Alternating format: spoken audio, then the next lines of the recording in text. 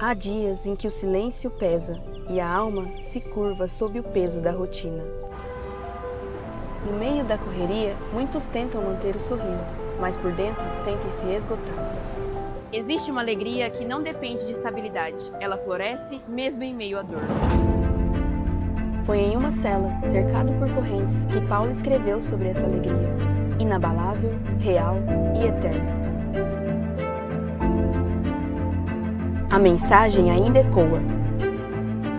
Em tempos instáveis, existe uma força que sustenta e transforma.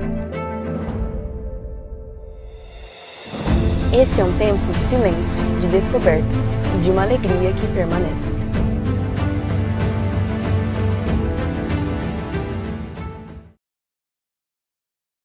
Amém? Amém. Glória a Deus. Estamos aqui nessa noite de celebração, uma noite maravilhosa que Deus está nos dando para o início de uma semana na presença dEle. Eu gostaria que você abrisse sua Bíblia no livro de Filipenses, capítulo 2. Temos estudado capítulo por capítulo, versículo por versículo, durante esses últimos dias. Certamente estudaremos todo o livro de Filipenses, ou toda a carta de Filipenses. Essa é escrita por Paulo, que os irmãos já entendem, momento de prisão, momento esse de busca de conforto ao coração dele, mas também de ajuda, de edificação para aquela igreja, em demonstrar que a alegria de alguém que serve ao Senhor está acima da circunstância. É nisso que temos estudado esses dias, é nisso que temos meditado nesses dias, né? E esse estudo é tão maravilhoso porque começa aqui, na onde que você não pode levantar sua mão, na onde você não pode se expressar, mas continua lá na quinta-feira, né, na doce, onde você pode expressar, você pode estudar, onde você pode alcançar algo, que você pode testemunhar da graça de Deus, que você está vivendo, né, dessas experiências, que na sua vida, assim como na vida de Paulo, a alegria dele não dependia de circunstância. Então, nós sabemos que Paulo é um grande exemplo, porém, Paulo aqui na carta, ele está deixando bem claro quem é o grande, o todo-poderoso, aquele que é o grande exemplo para cada um de nós, que é o próprio Cristo, né? Então, ele é o nosso maior exemplo, e Paulo deixa isso bem claro aqui nessa carta. Por que a alegria dele é permanente, né? Então, temos aí um título, né? Um título da mensagem, que é essa alegria, né, a humildade, né, que nos leva a servir como Cristo serviu, né? Muitas vezes nós olhamos para a palavra servir e nós encaramos com dificuldade, porém é o que as Escrituras nos ensina todo o tempo: servir com alegria, servir com humildade, né? Há algo muito importante nisso, mas eu gostaria de ler aqui com vocês, versículo por versículo. Nós estaremos estudando nessa noite, Filipenses capítulo 2, versículo do 1 até o 11, tá? Então nós vamos começar aqui lendo, versículo por versículo, e nós queremos pensar nessa noite acerca desse assunto. E Paulo então começa o capítulo 2, dizendo assim: se há, pois, alguma exortação em Cristo, alguma consolação de amor, alguma comunhão do Espírito, se há entranhados afetos e misericórdias. O que Paulo começa aqui no primeiro versículo dizendo? Ele está trazendo uma afirmação daquilo que o próprio Espírito Santo moldava e operava no coração dos cristãos. Por que aqui, queridos? Porque Paulo estava preso, e aqui ele escreve para a igreja de Filipenses. Essa igreja, foi Paulo que fundou essa igreja. E é interessante que toda a igreja que Paulo fundava, e ele deixava ali um trabalho bem feito, porém, vários momentos que você lê a palavra, Paulo volta novamente a escrever ou querer trazer o conhecimento de como a igreja naquele local está vivendo. E eu creio que essa carta aqui era algo nesse nível. Paulo estava dizendo, deixei vocês dessa forma. Então, entre vocês existe isso, né? Então, ele traz esse primeiro versículo dizendo, se há, pois, alguma exortação em Cristo, porque ele estava declarando que no meio de vocês, o que o Espírito Santo gerou em vocês é isso. Alguma exortação em Cristo, alguma consolação de amor, alguma comunhão do Espírito, e se há entranhados afetos e misericórdia. Ele sabia que que o Espírito Santo estava ministrando, fazendo essa obra no coração da igreja de Filipenses. Então Paulo agora, preso, ele lança essas palavras para trazer força à igreja, e também trazer ousadia à igreja, para que ela se levante, para que ela não se esmoreça diante do sofrimento que Paulo estava passando. Então Paulo relembra tudo isso que eles têm dentro deles como igreja, na presença de Deus. Então, aí ele pula para o versículo 2 dizendo, completai a minha alegria, de modo que penseis a mesma coisa, tenhais o mesmo amor e sejais unidos de alma, tendo o mesmo sentimento. Então, queridos, quando Paulo declara que a igreja de Filipe carrega tudo isso, isso traria completude, se assim eu posso dizer, na alegria de Paulo. A alegria de Paulo não tinha acabado, querido. A alegria de Paulo, ela permanece para sempre, porque nós sabemos que a alegria é fruto do Espírito. Paulo poderia estar passando por um momento triste talvez, porque a prisão estava ali, estava castigando a vida de Paulo, mas a alegria que vem do Espírito Santo não estava apagada.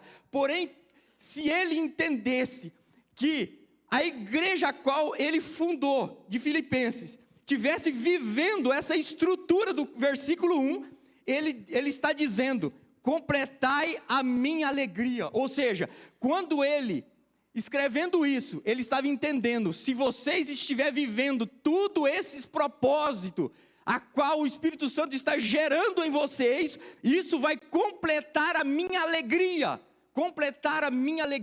porque sim, o serviço, a obra que eu prestei aí, não foi em vão. Eu creio, querido, que há alegria plena, mas também, querido, há momentos que nós passamos na nossa vida, que nós vamos olhar para trás e entender, há frutos maravilhosos, há frutos bons, há frutos, queridos, que glorificam a Deus e que nos fortalece a cada dia, para permanecermos a cada dia mais convictos de que aquilo que estamos vivendo é propósito de Deus. Porém, queridos, nós sabemos que muitos momentos da nossa vida, os maiores homens descritos na palavra, teve momentos difíceis, que eles entraram em dúvida, mas quando nós temos essa alegria verdadeira, essa alegria gerada pelo Espírito Santo em nós, nada pode nos apagar, querido, nada pode nos apagar, e ela gera algo extraordinário. Então Paulo, ele entra aí no versículo 2 dizendo, completai a minha alegria, se é assim que vocês estão vivendo, de modo que penseis a mesma coisa, tenhais o mesmo amor, sejais unidos de alma, tendo o mesmo sentimento. Queridos, uma das coisas maravilhosas que nós aprendemos no Evangelho, é que se você que nasceu aqui Pontes Lacerda, igual eu tenho poucos anos do Evangelho, mas você crê, querido, que se você sair daqui e do outro lado do mundo, não sei qual que é o lugar que você acha que é do outro lado do mundo, mas lá mesmo onde você pensou, se tiver um cristão lá, você acredita que ele pensa a mesma coisa que você? Isso é unidade, querido. Mas quem que gerou isso? Não foi nós que geramos isso. Foi a obra que Jesus fez na cruz do Calvário. Querido, essa unidade não é possível por causa do homem. Essa unidade foi possível por causa do sacrifício de Jesus na cruz do Calvário. Então nós precisamos cultivar essa unidade, e a alegria de Paulo nesse momento é que a igreja tivesse unida, que a igreja fosse realmente algo de suporte um na vida do outro. Então, querido, a unidade foi possível por causa do sangue de Jesus. Então, se você vai lá do outro lado do mundo, o que faz eles crer, faz eles ter fé e faz eles entrar um dia, né, no céu, é o mesmo que faz eu e você crer e entrar um dia no reino dos céus. Está entendendo? Isso é o sacrifício de Jesus. Isso é unidade. Isso é gerado por Deus, não é gerado por nós. Mas o nosso papel é mantermos essa unidade. E essa unidade se vive, que jeito, querido? Na humildade. A humildade gera unidade. Porque ao contrário disso, querido, nós dispersamos, ou nós, cada um para si. Então isso não causa unidade. Mas a humildade traz unidade. E a preocupação de Paulo, então, agora, no versículo 2, ele está dizendo que o que completaria a alegria dele é ele estar nessa unidade. E aqui ele diz: tenham o mesmo amor, sejais unidos de alma e tendo o mesmo sentimento. Sentimento, querido. Então nós precisamos o quê, querido? De unidade. Nós sabemos que não há nada que cresce sem unidade. Nós sabemos que um reino dividido, nenhum reino dividido, cresce. Entenda isso. Então, o que a unidade traz, querido? A unidade traz crescimento, a unidade traz edificação. E é isso que Paulo tinha a preocupação com a igreja de Filipenses. Ele desejava que a igreja estivesse unida, no mesmo amor, no mesmo propósito, no mesmo espírito, pensando as mesmas coisas, para que eles crescessem, desenvolvessem e continuassem, independente da vida ou da morte de Paulo, porque é isso que nós estudamos semana passada, né? Viver é Cristo, morrer é lucro. Então Paulo estava preparando a igreja de Filipenses para esse momento, querido. Tanto eu com vocês, né? Deus seja glorificado. Tanto eu longe de vocês, Deus seja glorificado, e a igreja continua firme e fortalecida no Senhor. Então, querido, essa era a ideia de Paulo. Então, por isso nós precisamos entender a nossa necessidade de unidade. Unidade, querido, não significa só estarmos juntos aqui no domingo. Unidade é ter um mesmo espírito que nos conduz, um mesmo evangelho, um mesmo, querido, um mesmo entendimento dos princípios de Deus, uma mesma prática daquilo que agrada ao Senhor. E isso é algo difícil de ser vivido, querido. Nós sabemos que nossos dias hoje, nós temos sido a cada dia acometido de muitas e muitas heresias. E se nós não estamos pautados na palavra de Deus, nós muitas vezes corremos o risco de aceitar heresias e viver heresias e estar distante de um propósito comum entre nós. E isso nós corremos o risco todos os dias. Mas esse é o grande princípio, querido, da unidade. O maior exemplo que eu vejo na Bíblia, hoje, de unidade. Quem não conhece a história da Torre de Babel? Querido, os homens estavam arrogantes, mas o trem estava crescendo, porque neles havia unidade. Deus mudou a linguagem deles, para que eles não alcançassem o topo do qual eles sonhavam. Então, querido, a unidade, ele tem poder. Assim como, também, quando não há unidade no corpo, não há poder, querido, de crescimento, não há poder de edificação. Então, essa é uma das preocupações de Paulo, que haja em vós o mesmo amor, os mesmos sentimentos, para que haja crescimento, para que haja edificação, para que haja comunhão, unidade, através de uma vida humilde, para servir ao Senhor. Essa é uma das grandes preocupações de Paulo. No versículo 3, ele continua dizendo à igreja: nada façais por partidarismo ou vanglória, mas por humildade, considerando cada um os outros superiores a si mesmo. Não tenha cada um em vista o que é propriamente seu, senão também cada qual o que é dos outros. Querido, mais uma preocupação de Paulo, no versículo 3 e 4. Nada faz por partidarismo ou vanglória.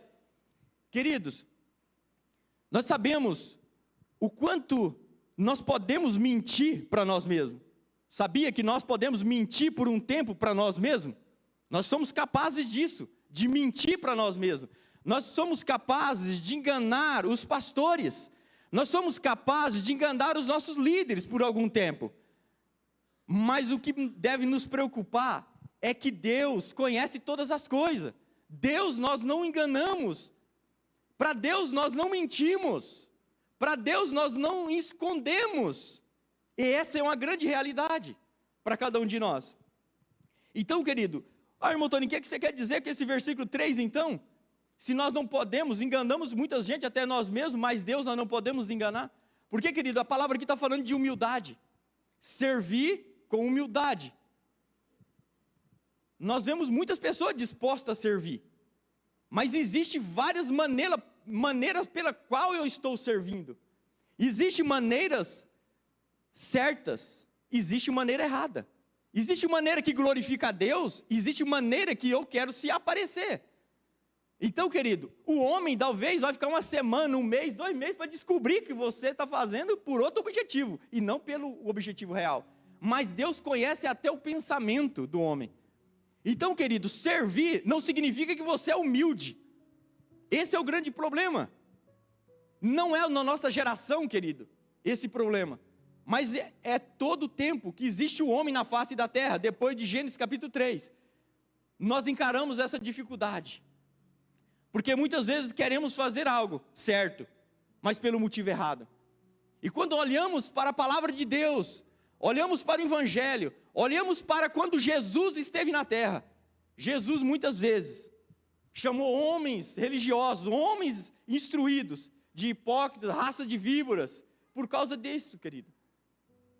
Porque Jesus conhecia os corações. Os homens estavam ali religiosos, prontos para servir. Quando muitas vezes o homem jejuava, mas jejuava da maneira errada, pelo motivo errado. O homem entregava dízimo pelo motivo errado. O homem ofertava pelo motivo errado. O homem orava pelo motivo errado. Você imaginou? Tudo isso que eu estou falando é de Deus, querido. É de Deus. É servir de alguma forma. Mas Jesus reprovou todas. Mas não reprovou o que eles estavam fazendo, mas a maneira pela qual eles estavam fazendo. Então, queridos, quando a gente fala de servir, é maravilhoso. Servir é um dom que Deus nos deu, pela graça que nos alcançou, queridos. Servir é se doar, querido, é se entregar, é viver aquilo que é propósito de Deus. Mas também servir é renúncia.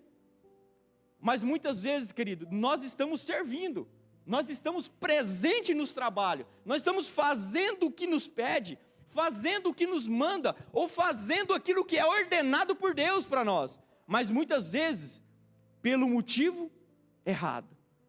E aí, querido, né, o ministério recebe, os pastores recebem, né, a igreja recebe o que você está fazendo, né, se sente abençoado, mas a pergunta não é essa.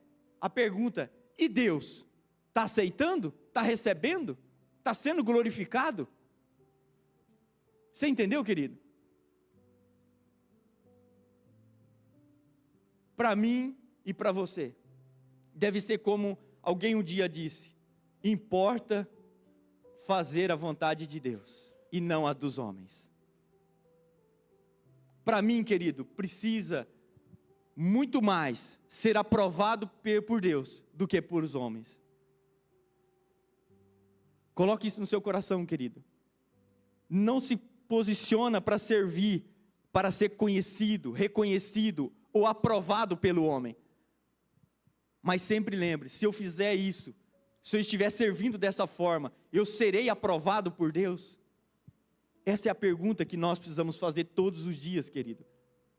Pois podemos estar fazendo tudo aquilo que Deus pediu, ou que o líder pediu, mas de maneira errada, pelo motivo errado.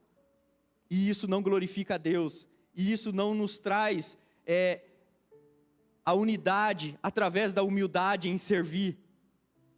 Porque servir não é tudo, mas servir com humildade. Servir com humildade. Um serve para ser engrandecido, outro serve para ser visto. Mas como eu vou identificar isso, irmão Tony? Não seria a palavra de hoje, mas como eu faria? Aquele que serve, querido, na onde que ninguém vê, certamente você vai identificar um pouquinho diferente. Aquele que quer servir na onde que ninguém vê, quando é um lugar que todo mundo vê, querido, aí nós precisamos nos preocupar ainda muito mais, porque lugar que todo mundo vê, sempre tem aplausos, sempre tem, né, elogios, sempre tem tapinha nas costas, e aí mora o perigo, querido. Então, fica essa palavra. E no versículo 4 ele diz: não tenha cada um em vista o que é propriamente seu, senão também cada qual o que é dos outros. Querido, você entende que você necessita do que Jesus te ensinou, assim como eu? Nós precisamos todo dia, querido, buscar para nós. Seja uma fonte que busca o Senhor para si mesmo. Seja uma fonte, porque nós só podemos dar a alguém aquilo que nós temos. Nós só podemos dar a alguém, querido, aquilo que nós já temos. Então nós precisamos ser uma fonte que busca para nós, mas que essa fonte jorre para os demais. Querido, não é todos os dias que todos estão bem. Há dias maus, há dias ruins, há dias difíceis na vida do cristão. E eu e você, querido, nós precisamos ter essa sensibilidade para que o dia da aflição do meu irmão, eu esteja disposto a abrir mão da minha vida, abrir mão do meu tempo, abrir mão da minha finança, abrir mão, querido, talvez de conforto da minha vida, para se doar pelo irmão. Esse é o cuidado que nós devemos ter com os irmãos da fé. É isso que Paulo se preocupava aqui no versículo 4. Mas muitas vezes, querido, nós não deixamos o Espírito Santo operar isso em nós. E o egoísmo continua tomando conta dos nossos corações. E nós não conseguimos olhar além de nós mesmos. Que foi a série de estudo passado. E assim, querido, nós entramos num mundo egoísta. E nós não sofremos com os que sofrem. Não nos alegramos com quem se alegra. Porque muitas vezes a alegria do nosso irmão nos causa inveja. A tristeza dele nós não queremos chegar perto porque vai nos contaminar. Querido, e aí cria um ambiente egoísta nos nossos corações. Enquanto não seja, né, o nosso próprio interesse, querido. Mas que cada um cuida do interesse do outro. Cuide, zele em amor uns dos outros. E eu gostaria, querido, no meio dessa mensagem, já a pedido do irmão Paulo, eu gostaria de glorificar a Deus pela sua vida, e ele agradece muito a vida dos irmãos. Eu gostaria que ele estivesse aqui para dar o testemunho dele, mas como ele está muito fraco do coração, ele tem medo de ter que ser levado daqui daquele jeito, né, que você sabe, né, pelas emoções. Mas os irmãos, ele agradece muito pela vida dos irmãos, pelas orações, né, pelas ajudas financeiras que nós pudemos ajudá-lo, né, e ele está na casa dele, querido, ali se recuperando, né, mas está pronto para receber a sua visita durante a semana. Faça uma visita para o irmão Paulo, o amado nosso aqui, ó. Cheguei na igreja há 20 anos, ele já estava, sabe? É uma companhia maravilhosa para mim, né? E eu gostaria de deixar essa expressão de amor pela vida dos irmãos, pela vida do irmão Paulo, e gostaria de colocar isso diante de você. Faça uma visita para ele, em nome de Jesus. E aí, então, Paulo continua aqui dizendo, no versículo 5, tende em vós o mesmo sentimento que houve também em Cristo Jesus. Pois ele, subsistindo em forma de Deus, não julgou como usurpação ser igual a Deus. Antes, a si mesmo se esvaziou, assumindo a forma de servo, tornando-se em semelhança de homem e reconhecido em figura humana. A si mesmo se humilhou, tornando-se obediente até a morte e a morte de cruz. O mesmo sentimento, querido. Queridos, para a gente servir com humildade, o maior exemplo para nós é Cristo.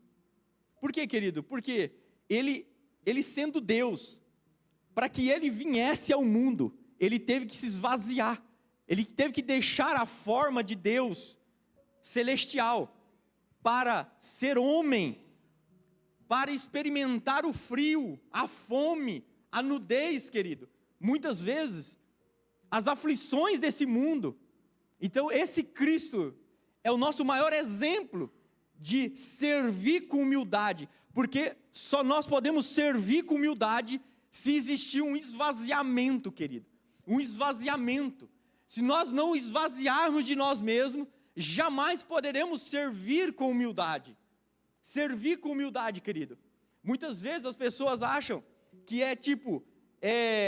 a palavra escravidão é não ter vida própria. Não, querido. É viver sabendo que os valores cristãos é que nos norteiam a cada dia para entender os valores diferentes de ser um cristão ou ser um homem comum, ser uma mulher comum. Então os valores de Cristo tomam conta do nosso ser. Que muitas vezes, querido, quem é valorizado no mundo? Valorizado é aquele que tem mais, é aquele que senta para ser servido, mas a vida espiritual é diferente. O maior é aquele que serve. Então, e esse servir é com humildade. Então, se não houver esvaziamento, não há humildade. Se não houver esvaziamento, não há serviço que glorifica a Deus. Então, essa é o entendimento, querido. Então, esse Jesus, esse Cristo, é o maior exemplo para cada um de nós. Ele se esvaziou, sendo reconhecido em figura humana, e a si mesmo se humilhou, tornando-se obediente até a morte, e a morte de cruz. Eu lembro muito bem, que num momento, os discípulos preocupados com Jesus, o que eles queriam comer, o que eles queriam comer ali, que teria que preparar alguma coisa, e ele disse: a minha comida consiste em fazer a vontade do Pai. A comida, querido, a comida de Jesus era verdadeiramente, alimento de humildade, que tornava ele obediente e que levou ele à morte de cruz. A obediência de Jesus, a humildade de Jesus, levou ele à morte de cruz. Queridos, então, quando nós olhamos para uma vida humilde, é uma vida de entrega, é uma vida de renúncia, é uma vida, querido, de consagração, é uma vida onde eu não importo mais só comigo, não importo mais só com meus interesses, eu não importo mais como eu serei visto, eu não importo mais se vou ter ou não, mas o Senhor que me chamou é poderoso, Ele é a figura de humildade, Ele é a figura de humildade em servir todo o tempo, querido. Sirva com humildade, essa é a palavra, sirva com humildade. Mas é tão interessante que ele continua no versículo 9, dizendo: pelo que também Deus o exaltou sobremaneira, e lhe deu o nome que está acima de todo nome. Queridos, esse Jesus, que é o nosso maior exemplo de humildade e de serviço, nós olhamos para tudo que Jesus passou, em meu favor, em seu favor, imerecido, que é a graça. A Bíblia diz que ele passou por todos esses momentos, necessário, para depois vir um momento de glória. Mas é o outro erro que nós podemos cometer muito grande. A maneira e por que nós estamos servindo. Muitas vezes, nós conversamos com um, com o outro, e as pessoas falam de uma coroa, uma cidade de ouro, e a pessoa fala de pedra nessa coroa, a pessoa fala de galardão, que está sujeito a mim e a você, e muitos motivos pelo qual né, vale a pena sofrer, padecer por Jesus? Não é? Ou é só eu que ouço isso? A gente ouve muito isso. Muito isso. Querido, é bíblico ou não? É bíblico. Né? Você vai ler a Bíblia, está lá na Bíblia. Né? Que você tem, vai ter isso, vai ter aquilo outro, vai ter aquilo outro. Né? Mas aqui nós corremos um risco muito grande. Jesus sofreu, padeceu, ressuscitou no terceiro dia, e aí sim o nome dele foi colocado sobre todo o nome, né? Há toda uma glória, há todo um poder, mas quando nós servimos, e nós almejamos, eu quero servir, eu quero fazer de tudo para Deus, porque eu quero ter mais uma coroa que tem mais uma pedrinha do que o do irmão, aí nós corremos o risco de errar de novo. Porque nós estamos fazendo por causa de uma coroa, nós estamos fazendo por mais uma pedra nessa coroa, nós estamos fazendo porque a cidade é de ouro, nós estamos fazendo porque não vai haver choro, não vai haver ranger de dente, nós estamos fazendo, está entendendo? O motivo é errado, meu amado, o motivo é errado. Almejar o céu é maravilhoso, mas servir por causa disso é muito medíocre, querido, porque além de tudo isso que você sabe que vai ter lá, mas o maior motivo pelo qual nós desejamos o céu é que o pouco que nós experimentamos aqui, nós vamos ter em abundância lá, que é a presença do Rei, o Cristo, querido. É a presença dele que deve fazer eu e você almejarem para o céu. Não é a coroa, não é mais uma estrela nessa coroa, não é mais uma pedra, mas é a presença de Jesus, a qual eu quero crer que nós almejamos a presença de Jesus todos os dias aqui nessa terra. Amém ou não amém? Então essa deve ser a razão, querido. A razão pela qual nós queremos servir com humildade, com alegria, servir a obra, servir o reino, servir o ministério, servir através do dom que Deus nos deu, servir com humildade. E aí então, ele continua dizendo no versículo 10, para que ao nome de Jesus se dobre todo o joelho, no céu, na terra e debaixo da terra, e toda língua confesse que Jesus Cristo é Senhor, para a glória de Deus Pai. Então, querido, só houve a recompensa, só houve o retorno para o lugar que Jesus estava um dia, depois de todo o serviço com humildade. Jesus é do céu, veio na terra, passou tudo que tinha que ter passado, e foi glorificado, depois de todas as coisas. O nosso processo é o mesmo, querido, o nosso processo é o mesmo. Nós estamos de passagem, nós estamos experimentando essa vida terrena, mas nós não somos da terra, nós somos do céu, e esse serviço de humildade, nós precisamos prestar aqui, para que Deus seja glorificado, enquanto estamos aqui, porque lá, querido, lá é um lugar de adoração,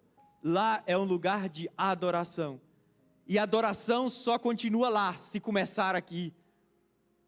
Adoração, querido, vida de adoração, servir com humildade, prestar ao Senhor a nossa gratidão, servindo, não olhando para o nosso próprio ego, para o nosso próprio crescimento, mas olhando para a necessidade do nosso irmão, para o serviço que nós precisamos prestar, com alegria, todos os dias.